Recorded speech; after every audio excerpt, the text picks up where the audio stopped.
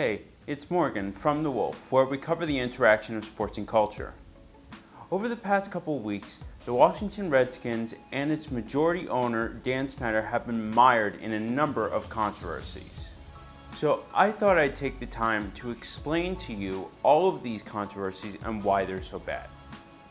First, we have the fact that the team needs to change its name. Now, this is not some new issue that's just arisen in the past couple of months.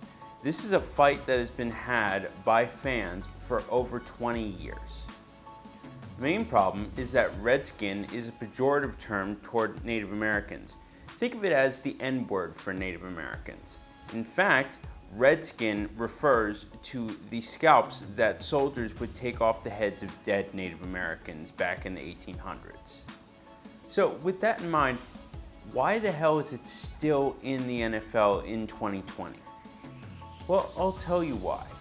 It's because Dan Snyder has been incredibly resistant to changing the name out of some misplaced sense of tradition. Actually, I think it'd be good for a number of reasons, least of which is that they can get rid of the legacy of them sucking for the past 20 years. Surprisingly though, that's not the most controversial thing that's happened over the past couple of weeks. And that leads me to the second controversy that Dan Snyder is facing: sex trafficking. The Washington Post released a scathing article at the end of last week, and it was filled with all kinds of sexual misconduct and sexual assault allegations. The article talks about how Washington Redskins cheerleaders were forced to have sex with season ticket holders overseas after their passports had been confiscated. The article also goes in depth on a 2013 trip to Costa Rica that was filled with topless bikini shoots, drugs, alcohol, and other salacious things. Now, to put it simply, this is a really, really bad look for Dan Snyder and for the entire Washington Redskins organization.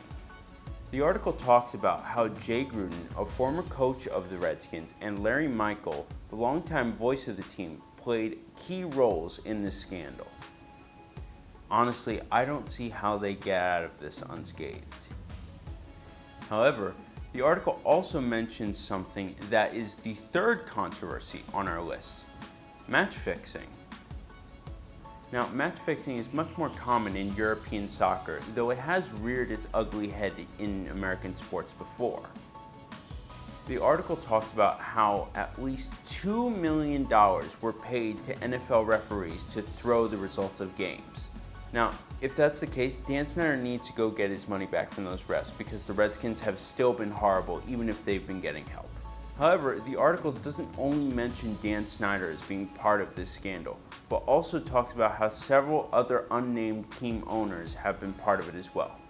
If this is the case, the NFL has a serious problem on its hands and needs to take care of this quickly and root out this problem.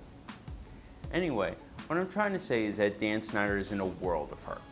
He's probably going to be forced to sell the team, and he might watch the next era of the Washington franchise from the inside of a jail cell. Let me know what you think in the comments section below. The Wolf is always on the prowl for more sports news, and you'll be able to see it soon.